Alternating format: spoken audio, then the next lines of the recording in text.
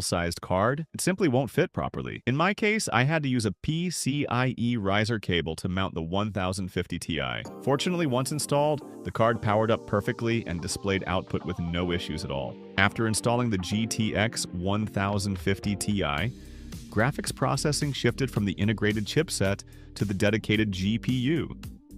As expected, average FPS improved to above 60. Unfortunately, the gaming experience did not. Severe stuttering and frequent frame drops occurred during both combat and normal movement. This issue is caused by a classic bottleneck. In Fortnite, the GPU was significantly stronger than the CPU, leading to mismatched performance and inconsistent frame delivery.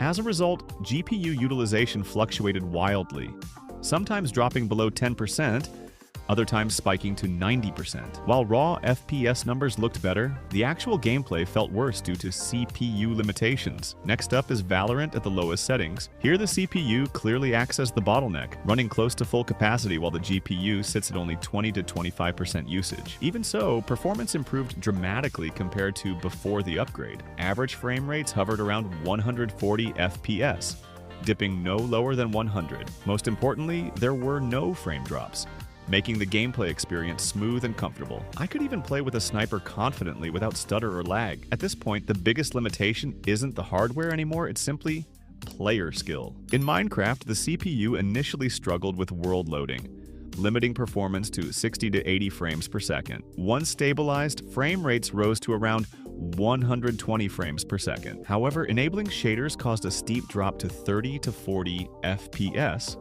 highlighting severe bottlenecks. The system handles vanilla gameplay reasonably, but shader workloads clearly exceed the CPU's processing capacity.